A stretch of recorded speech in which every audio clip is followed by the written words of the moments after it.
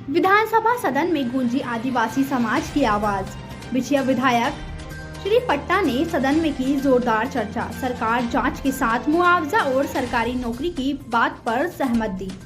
मंडला जिले के बिछिया विधायक नारायण सिंह पट्टा ने मंडला जिले के कान्हापार के जंगलों में 9 मार्च को आदिवासी बेगा समाज के हिरन परते के पुलिस द्वारा किए गए कथित एनकाउंटर की जांच व परिवार को 1 करोड़ रुपए मुआवजा सहित सरकारी नौकरी की मांग को लेकर विधानसभा सदन में उनके द्वारा लाए गए ध्यानाकर्षण की चर्चा में 18 मार्च को अपनी बात रखी। अंततः सरकार ने जांच को लेकर सहमति दी है और जांच उपरांत कार्यवाही के साथ परिवार को 1 करोड़ मुआवजा व सरकारी नौकरी की मांग को स्वीकार किया है। जननायक बिछिया विधायक नारायण सिंह पट्टा सदन में जनता की आवाज है और इस आवाज को वो पूरी बुलंदी के साथ उठाते हैं। मंडला जिले के सभी नागरिकों का गर्व है कि नारायण सिंह पट्टा जैसी शख्सियत हमारे विधायक हैं। नारायण सिंह पट्टा जी, ये बहुत ही संवेदनशील मामला है, आपका संरक्षण चाहिए और साथ ही साथ ये मेरे प्रश्न करें नारायण सिंह, प्रश्न विधानसभा से जुड़ा हुआ आधा घंटे का समय अध्यक्ष होता है। हम आदिवासी हैं, हम बैगा हैं, तो क्या हमारा ये जुर्म है? हमें या हमारे लोगों को नक्सली समझ करके कभी भी कहीं भी गोली मार दी जाएगी या हमारा इनकाउंटर कर दिया जाएगा? माननीय अध्यक्ष महोदय, ये 9 मार्च 2025 पुलिस और हाक फोर्स ने नक्सली गतिविधियों या मूवमेंट की सूचना पर अपना अभियान चलाया, लेकिन उस अभियान में माननीय मंत्री जी का वक्तव्य आया कि उसमें 3 महिला 1 पुरुष थे, जबकि आईजी का प्रेस वार्ता होती है उसमें 15 से 20 नक्सली होने का दावा किया जाता है और जिसमें 1 नक्सली मारे जाने की बात कही जाती है। बाद में उसको समर्थक कह दिया जाता है। माननीय अध्यक्ष महोदय,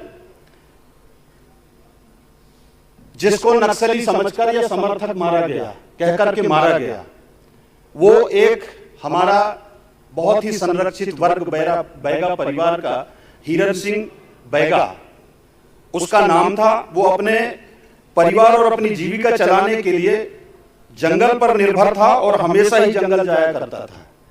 कभी वो जंगल से शहद लाता तो कभी दवाई जड़ी बूटी लाता था।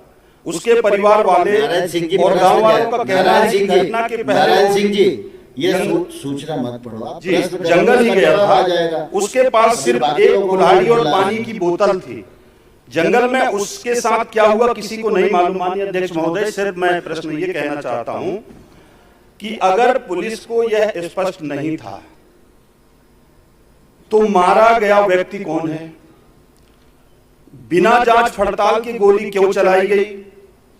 हिरन सिंह के पास 315 एसएस बोर की बंदूक थी और जबकि पीड़ित परिवार, जैसा मैंने पहले उल्लेख कर चुका, कि सिर्फ वो घर से सुबह 10 बजे निकला और कुल्हाड़ी और 1 बाटल पानी लेकर के निकला। ठीक है।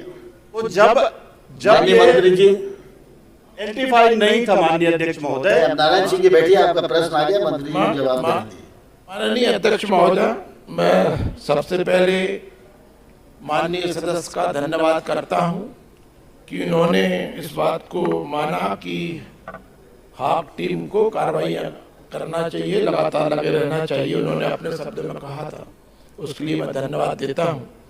दूसरा, उन्होंने कहा कि जो 3 महिला 1 पुरुष और बाद में 15-16 की बात की गई, उसमें विनम्रता पूर्वक कहना चाहूंगा कि जो पहले बात कही गई है वो बाचर से जो लोग मिले थे उसके लिए कही गई है, और बाद में जब एनकाउंटर हुआ है वहां पर जो लोग छिपकर फायरिंग हुई है उसके आधार पर, चूंकि वहां से लगभग 150 राउंड के आसपास फायरिंग हुई है सामने से, इससे लगता है कि अंदाज लगता है कि 15-16 आदमी कम से कम होना चाहिए। ये दोनों अलग विषय।